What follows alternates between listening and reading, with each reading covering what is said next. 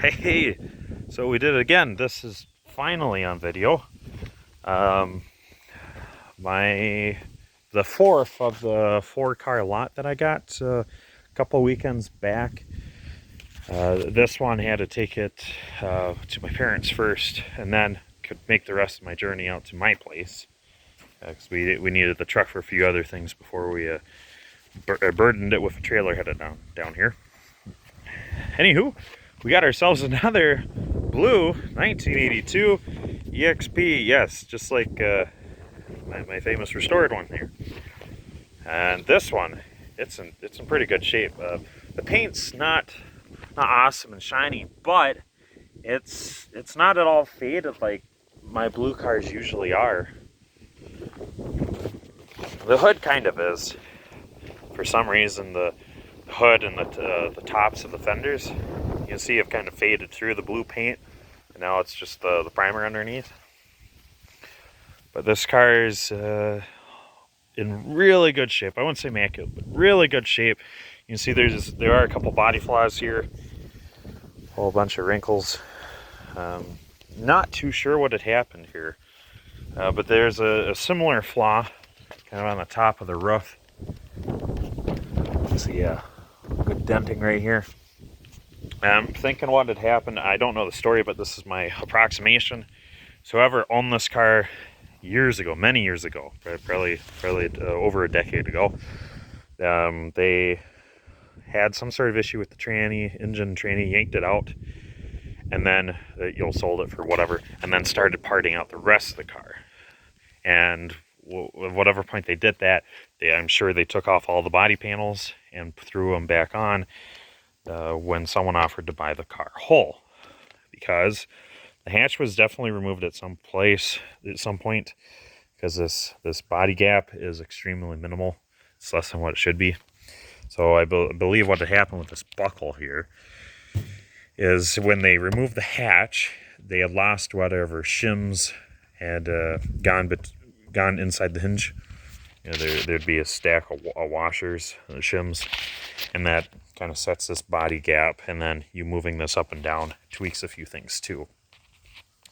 So without those shims, what happens is when you lift this guy up, that happens. That exact thing happens. That's pretty much the only way you can do anything like this to the roof of an EXP. Otherwise, there's no reason for anything like that to ever take place. So it's not completely whole. Granted, it's got all of its body parts, but like I said, it was missing the engine, transmission. This was a 4-speed car, and this is a pretty early 82, so it never had the high output, and it's not an 83 or later, so it was never a 5-speed.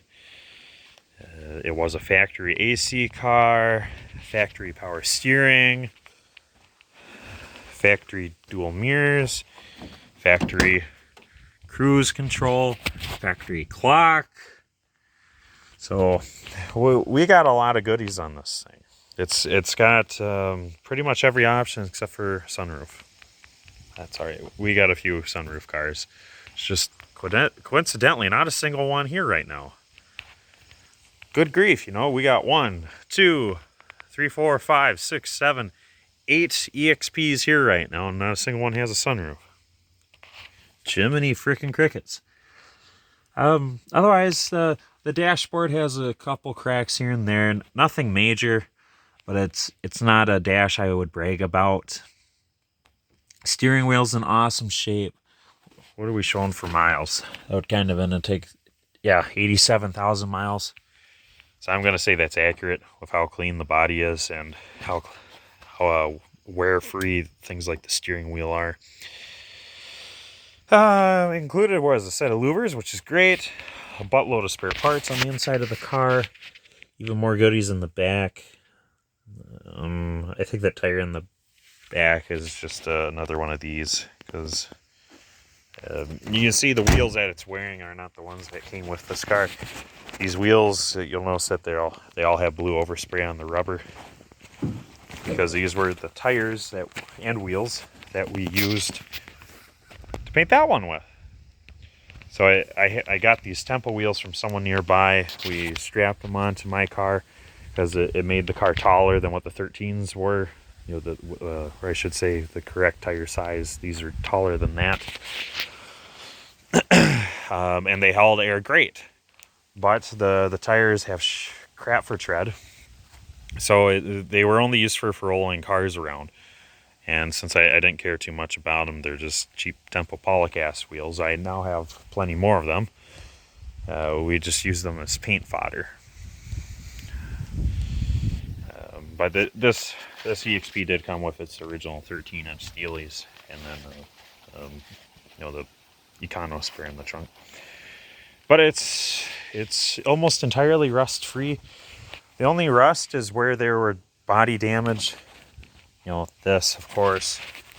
There's a couple of like rock chips that have been trying to form into rust on the sides, and then also in the lips of the fenders where it wraps around, just rock chips trying to form rust. And then whoever had this, they had a EXP factory spoiler on the back of it, so that had to have come from an 84, 85 turbo or an 86, 88, 288 EXP. Of some sort, because that's exactly what this had on it. EXP spoiler. And then the 82s were never born with that. Up top here, there's some Bondo, which is peculiar. So I don't know what happened there. So that's a mystery. Otherwise, it's looking pretty good. So this one definitely getting restored, as you can imagine. I don't know what's up with these kind of like shark fin decals. They're pretty cool, but they're not going to stay. They're pretty cool. But this car's destiny, it will be restored, and it will be blue to some extent. We're not just going to leave it the way it is. It'll get the full repaint it deserves. But that's why we had these videos, so we can kind of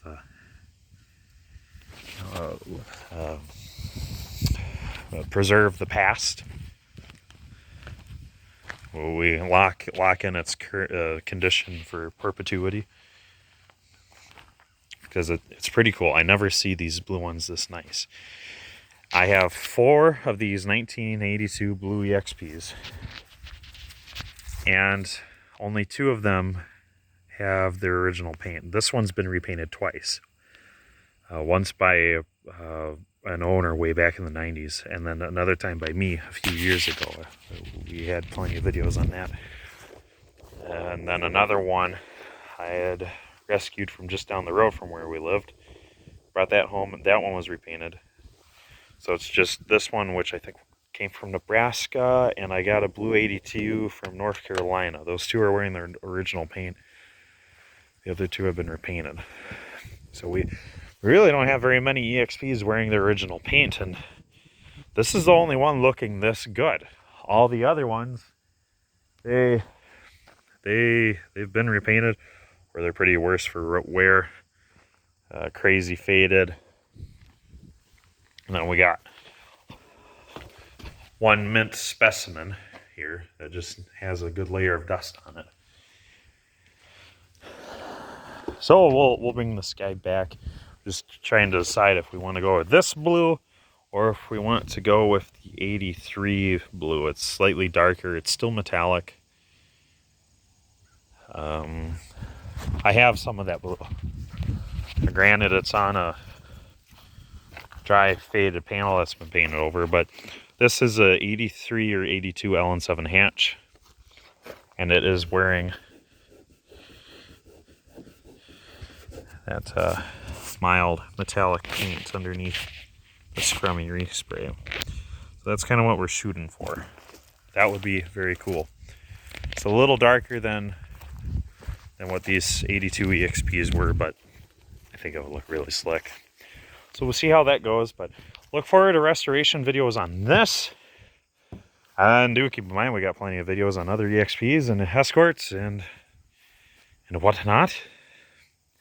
So that'll be it for now. And again, keep an eye on this one. This one will This one will be rebuilt fast. So we'll catch you later.